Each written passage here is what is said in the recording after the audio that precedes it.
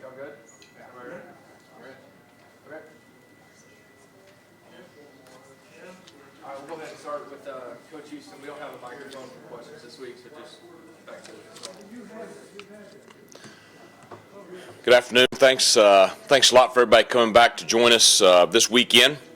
Before we get started, I want to just first mention, obviously our thoughts and prayers are with all of those across our state who have been affected by the flooding over the last few days, and some of us are getting back to a fairly normal schedule today, but I know that there are others, not only in the low country, but all across the state of South Carolina that are still dealing with a lot of adversity and a lot of tragedy, and some of them just very tragic. So our prayers are with them, and hope that everyone can move forward and get to a better place quickly. But it's a good thing we didn't have a game this past weekend with the weather and the flooding down here in the Charleston area. But fortunately, the sun came out for a second yesterday afternoon. It's out a lot better today, and the forecast looks better throughout the week this week, and looking good for the weekend. We have Parents' Day this coming weekend here at the Citadel, so it's going to be a big weekend. Off the field, our seniors will have their ring ceremony on Friday, which is an important moment in the life of a Citadel cadet. So congratulations to those guys. This Saturday starts the first Saturday of October with Breast Cancer Awareness Month. We will be honoring that cause and those affected by that tragedy with players on our team that have been directly impacted. Will have a pink ribbon sticker on their helmet, and each one of our players that has had the unfortunate occurrence to having that in their life. Obviously that's a pretty defining moment for them and their families, and so we wanted to offer that way to specially kind of give honor to them and their family and the cause. So, all that being said. An exciting week this week as we get back to playing football here in Charleston. Congratulations to Devontae Delaney, who was named yesterday as the Southern Conference Defensive Player of the Month for the month of September. I'm very proud of the job that Devontae has done this season. I'm very proud of the hard work that he has put in to improve drastically over his freshman year. And obviously he has posted some impressive stats. He's also done a lot of things that don't pop up on the stat sheet. So congratulations to him. And as a whole, the cornerback group is drastically improved over last year. The first thing that sticks out is they're older and they're more experienced than they were a year ago. Last year we played with a bunch of young guys and had to go through some growing pains, so we're able to see a little bit of the fruits of that process this year with the play of those guys in their second season on the field. Also, you have the addition of Muriel Cooper, who I think, as we've talked about in here before, has brought a lot of maturity to that room and a lot of experience and a certain way of going about doing your business. So proud of them and where they're how they've achieved there. We've been fortunate enough to be at the top of the SoCon standings for about 4 weeks now. And we have a great opportunity this weekend with another conference opponent to hopefully be able to stay right there where we're at. where we're at. Obviously we're facing a very good football team in Wofford. Mike Ayers has been at Wofford, I think, for 28 years. I know Coach Ayers very well, and have the utmost respect for him. He is a first-class person, beyond his coaching, and then the job that he has done there at Wofford as a head football coach has just really been outstanding. You always know what you're going to get when you face a Wofford football team. They're going to be tough. They're going to be physical. They're going to be disciplined. They're going to come at you every play. You're really going to be tested. So, we have a tough game in front of us. They're coming off a thrilling overtime win over Mercer at Mercer, which I think is a solid win in their SoCon opener. So they're off to a good start. They're 3-2. Really, they should have, I felt like, won the game at Idaho. So I think it's a team that could easily be 4-1 with a win over an FBS opponent. So a very good football team. We're excited to be back at home in Johnson-Haygood Stadium this weekend. We had 12,000 here for our last home game. We're expecting another big crowd here this weekend, so it should be a lot of excitement for our 2 o'clock kickoff. So with that, questions from anyone in the media? Mike, how did the weather affect practice? Well, the biggest thing, it affected it some last week. The heavy rains we had in the middle of the week last week, it did impede our ability to practice the way we wanted to on Wednesday and Thursday. With the bye weekend, we had a lot of guys get away from Charleston, go home, go visit some people and stuff, and so the real challenge came in getting them back to Charleston. We had to cancel everything for Sunday, obviously, with all the flooding. We got the bulk of the roster back down here yesterday, and we were able to practice yesterday afternoon. We have everybody back today and expect things to return back to normal as they can be this afternoon. Mike, you've lost 1 in a row to Wofford. The program has lost 16 in a row to Wofford. What does that streak mean to you and to the players? Absolutely nothing. I mean, we're playing the 2015 Wofford Terriers. We had a very close game last year, one that you can't get any closer. It was one that they talk about football being a game of inches. That one was less than an inch, it was a game of millimeters. So, I thought our team played well up there last year. I think it's going to be a very good game this Saturday, but really anything that's behind us has, no relevance to us. Our eyes are straight ahead and focused on what's in front of us. Coach, how's the field over at Johnson-Haygood holding up through all this weather? It's really in good shape. Obviously it got pretty wet over the weekend and still, soft and damp, but with the forecast for the week, we feel like it'll be in good shape for Saturday. No worries about trying to get that game in or having to move it or any of that stress like that? I mean, unless something drastic were to happen over the next several days, that would be the only way. There was no serious damage to the stadium or the locker rooms or anything like that. And with the forecast the way it is right now, we should be able to field should be able to dry up and be in good shape for Saturday. With the time missed, do you feel like this team might be a little behind with the bye week? You expect to have that extra week of preparation. There's pluses and minuses to some of the things that we had to face. The plus is we got a little bit of extra rest. We're able to heal up and get closer to full strength. The negative is that you didn't quite get to practice as much as you would like to in the bye week. But everybody, Wofford is in the upstate. They're dealing with a lot of issues there too with the weather. So it is what it is. Our team will be ready to go on Saturday. What improvements do you expect to see on offense from Charleston Southern game to this one? The biggest thing I'd like to see is consistency from an execution standpoint. And really that's not just on offense. That's on offense, defense, special teams, all across the board. Because we've done some really good things in all 3 phases this year. We've done some really good things on offense, which is what your question is directed at. And if we can just be consistent down after down, and that's my challenge to the guys this week at practice is being consistent play after play at practice, focusing on just that rep that they're getting ready to take, and really trying to push ourselves for excellence and execution throughout each day we're practicing, hoping that carries over onto game day to where we're able to not have those negative plays that have gotten us in trouble. You talked about being at the top of the SoCon standings. How important is that just to maintain that, not have to make up ground as the season goes on? Well, I mean, I think, us and Wofford, we're both 1-0 in the SoCon right now. So the winner Sunday morning wakes up 2-0 in the SoCon.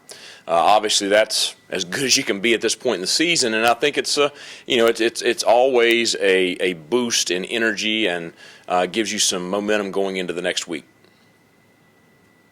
Mike, when the fullback gets shut down like it happened against Charleston Southern, what needs to then happen to counter that? What did you fail to exploit that you should have? Well, I think number one, I think we cannot allow ourselves to be stymied the way we were in the second half against Charleston Southern. Part of that comes from just being better with our execution up front. Obviously, the ball's got to get to the perimeter when we're getting really stuffed down inside. The other thing is I think we're going to have to be more efficient and more aggressive in the passing game. Anything else for Coach? Okay, thanks a lot. We got 3 guests here with us today. We have redshirt junior offensive guard Kyle Weaver is with us. We have senior Mitchell Jeter with us. Mitchell was preseason all-conference this preseason. He was first-team all-conference last year, second-team all-conference last year. And then we have Devontae Delaney, who we spoke about before, here with us today. All right, we'll start with Kyle Weaver.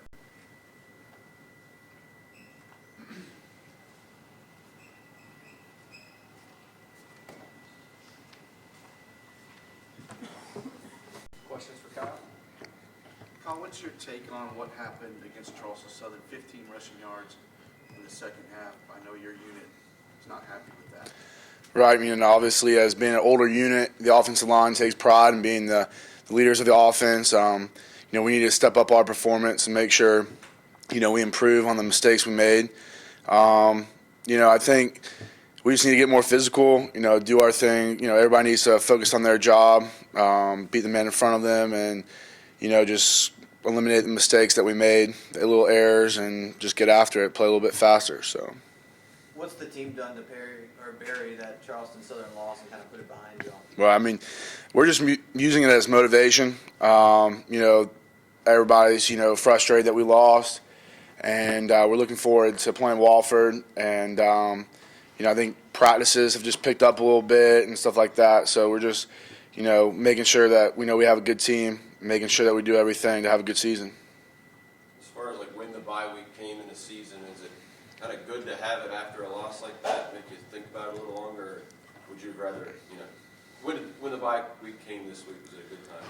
I mean, I don't think it's good or bad. Wofford, we want to beat them really, really bad. So, having a loss in front of it, to motivate us a little bit more, make us focus on the little things, like we said, get back to the fundamentals. So, I think we're going to be really ready to go when it comes Saturday, and we're going to get after it. Kyle, do you agree with Coach that the 16-game losing streak means absolutely nothing this week? It doesn't get under your skin a little bit? I mean, we want to win, like every game. And Wofford's one of those teams that, we've been in the SoCon with them forever. I think, our goal is to win a SoCon championship, so every game matters the same this year. But again, maybe there is a little extra edge. Everybody wants to beat Wofford. Nobody wants to lose to the same team, over and over and over again. And we were so close last year. Maybe that adds a little bit of edge too. We saw that we were right there. We would have just executed a little bit better. But overall, I mean, it's a SoCon game, so we got to perform. Anything else for Kyle? All right, thank you.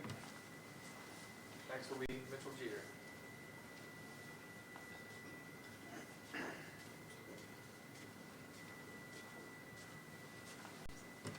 Questions for Mitchell?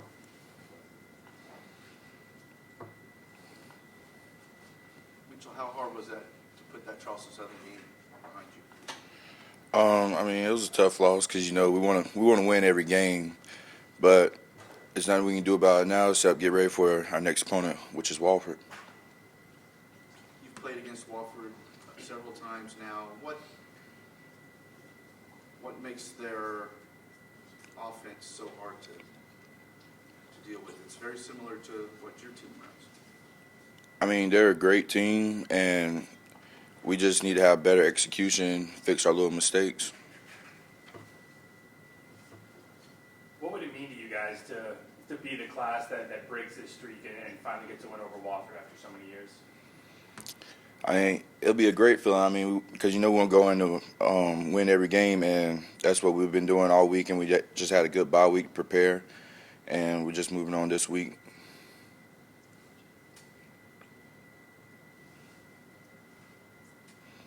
Anything else? Thank you. We'll have Dee Delaney here to finish it up for football.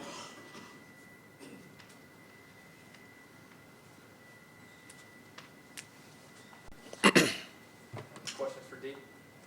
See, last year you kind of got thrown into the fire as a rookie cornerback. How much did that help you? What did you learn last year? Repeat the question. You kind of got thrown into the fire last year. You played a lot as a freshman. What did you learn from that experience? I just learned more about the game.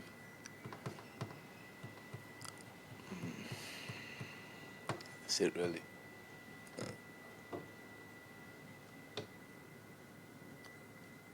You saw how close these guys got to beating Wofford, how close you guys got to beating Wofford last year. Just how much more does that make you want this one as you get another shot at them this week? Well, I mean, I treat every game the same, so there's no such thing as one big game. So, What do you attribute your success to through the start of the season in September? hard work, my teammates, and dedication. What do you think you've improved the most since last year to get to this point, to win Player of the Month? Being more disciplined and listening to what the coach have to tell us.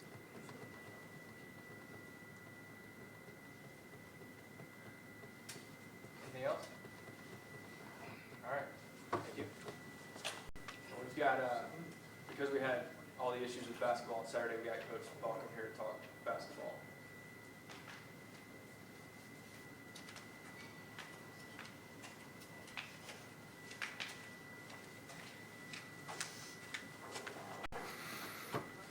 Hey, guys. Just catch us up on how practice has gone so far. Well, we've only had 2 so far. We got watched out Saturday and Sunday, so we went twice yesterday. So far, so good. Nobody injured. Energy's been great. Guys have bought in, playing very hard, but just trying to get them to play together. So that's the focus of this week. Get them to communicate and talking and being good teammates to one another. It's been a long time since you were a first-year head coach. How does your approach kind of change this time around with the Citadel and taking over a brand-new roster? Yeah, that actually started way back in the summer when we first inherited our team. We had them in summer school and got to do a little work with them last spring. But basically in the summer when we got everyone here and got the freshmen here, a lot of new faces, 5 freshmen, 2 graduate transfers, 3 walk-ons. So only 5 returners from last year. So just getting to know those guys, that's the biggest thing. Getting to know their personality, what makes them tick, what kind of teammates they are, if they care about their teammates. And that's really what we tried to build this summer, and it carries right on into our first practice. Dugan, what were you looking for as you sort of remade the roster? A little bit of everything. We needed some size. We weren't really able to address that a great deal, getting the job as late as we did. But we did get some skilled guys. We think some guys that can put it in the hole. And with our teams, that's way more important to us than size. Togetherness, I keep going back to that, but that's certainly what we need to work on the most. We got guys, 2 guys who have been in successful programs who have graduated. Quentin Marshall, our lone senior, we want him to have his most special year he's had. And then 5 freshmen who don't know what in the world's going on. So they're trying to figure it out daily. So it's just it is, of all the teams I've rebuilt, this has been the most challenging because there's so many different components. Now that you've been on campus for a while and you've gotten to know this team more, what kind of challenge is ahead of you? Pretty big one to start with. We're way worried more on the process than the results right now. And building for the future and getting guys to buy into the culture that we're trying to establish. And for the most part, they've done that. They have really tried to please us in everything that we've asked. Now, the ball isn't going through the hole as much as I want it to, and probably may never, but they are working hard as a unit. They work really, really hard in conditioning. I will say of my 13 years as a head coach, they're in the best shape of any team that I've ever had. So that's kudos to them because they work very hard in our conditioning program that we just finished up last Monday. You coached against this. You coached against this team 3 times last year. How different will Citadel basketball look under you than what you coached against last year? I wish Ashton Moore had another year of eligibility. He was a really, really good player. He would have been very good in our system. But Quentin Marshall's taken on a leadership role that he's never had before. He's done well with that, but that continues to improve every day. Totally different. I mean, guys that didn't play much in the former program will play a lot for us out of necessity, hopefully because some have improved. But it's a work in progress every day. Yesterday, one of our kids had certainly his best practice he's had since he's been on campus, so we hope that continues. Hope that rubs off on some others. But every day is a new challenge for us. It's a unique experience every day. Duke, you're attempting to take a team that played at one of the slowest tempos in the nation last year to, I'm sure, what you hope is one of the fastest. What's the biggest challenge in doing that? Conditioning is a huge part of it, which I think the guys have done very well with that. I think we will. We use the tagline, embrace the pace. I think we will play at the pace that we want to play at, but will that result in the number of points we want to score? I'm not sure. It takes guys making shots, and we haven't found guys that would do that consistently yet. So I think there'll be more possessions in a game for sure. I think we'll dictate tempo in more games than not. But does that correlate in a bunch of points scored? I don't know yet. So every day we get a little more excited when we're shooting a little bit better. We chart every practice. We chart all our successes making shots, and it has gotten better. So it just needs to keep getting better. The 2 fifth-year transfers, what do you hope they do for your team? Yeah, I think they bring in some maturity. You know, our 5 freshmen have never played a college basketball game. These guys both played in successful programs, had roles in those programs, and I think they bring a maturity to our team. They've been in the battles before. They know what it's like to play on the road, even though they're now doing it for a new team. And you hope some of that rubs off on the freshmen and the younger guys who hadn't played so many minutes. I mean, we have Tim Marshall as our only sophomore, and he's never made a basket in college. So you hope PJ and Derek can rub off on him as well as the freshmen. So they're providing that for us right now. Quentin's still the leader of the team. He's been through the trials for 3 years here, and he's undeniably the leader of our team. But those 3 guys got to work in unison to make all the other guys come along. We talked about leadership the other day. A definition of a leader is somebody who has followers, and we're trying to work on that. You know, that's a daily process for us. Anything else? All right. Thank y'all.